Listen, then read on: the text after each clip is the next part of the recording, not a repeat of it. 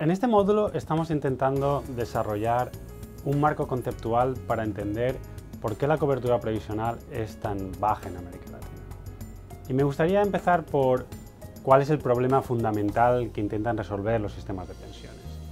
Y este es el problema del ahorro a largo plazo, básicamente. Cómo trasladar recursos de ahora, desde cuando trabajamos, a cuando nos vamos a retirar, a jubilar, y no vamos a poder tener acceso a los recursos, al ingreso de nuestro trabajo.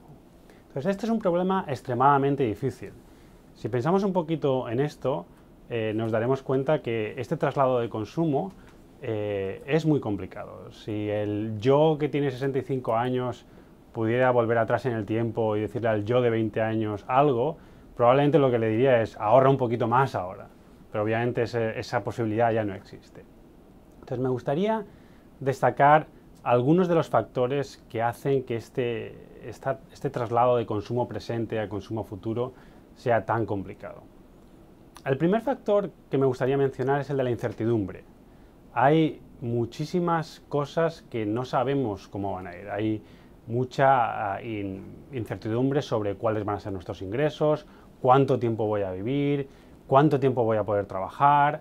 Todo esto hace que la decisión a largo plazo se complique mucho más que una decisión que tomamos en el corto plazo sobre si me compro un coche hoy o me compro un seguro de accidente o me compro una vivienda. El largo plazo ocurre en un entorno de gran incertidumbre. El segundo factor que me gustaría destacar es que el ahorro a largo plazo no solo ocurre bajo mucha incertidumbre, sino ocurre bajo mucho desconocimiento.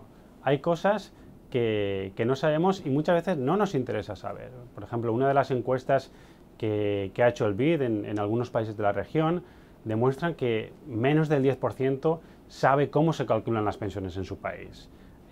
Menos del 20% sabe cuánto le descuentan del salario mensualmente para un sistema de pensiones. Es decir, que muchas veces no sabemos ni los aspectos básicos que están trasladando este consumo presente a consumo futuro.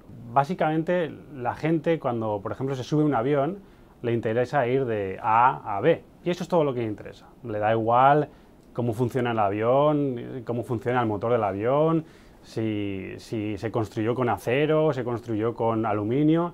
Todo eso le es totalmente indiferente. Pues la gente cuando piensa en pensiones piensa un poco más o menos lo mismo. Me quitan de aquí y en un momento dado me dan una pensión.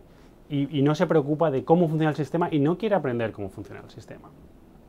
Pero aquí tenemos un problema porque la gente tiene que tomar muchas decisiones alrededor de cuánto ahorrar y cómo ahorrar y qué hacer. Y por lo tanto es importante que la gente empiece a entender un poquito más cómo funcionan los sistemas y tenga decisiones más informadas sobre los sistemas de pensiones.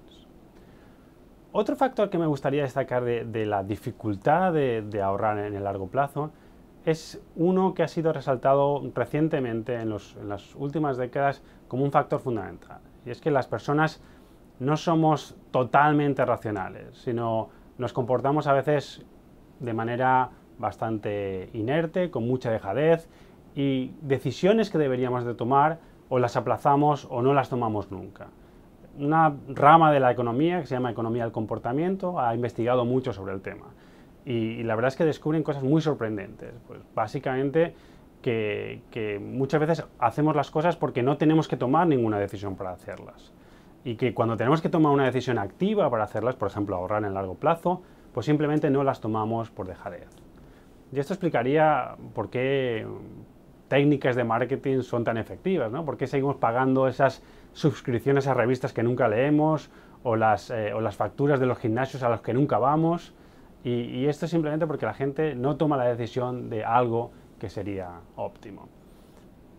El último factor que creo que influye mucho para este traslado de consumo presente a consumo futuro en la región es que todavía somos una región de ingresos medios, en algunos sitios ingresos bajos. Y por lo tanto, esta decisión, esa tensión entre consumir ahora o consumir en un futuro, pone a algunos de los hogares en situaciones un poco complicadas.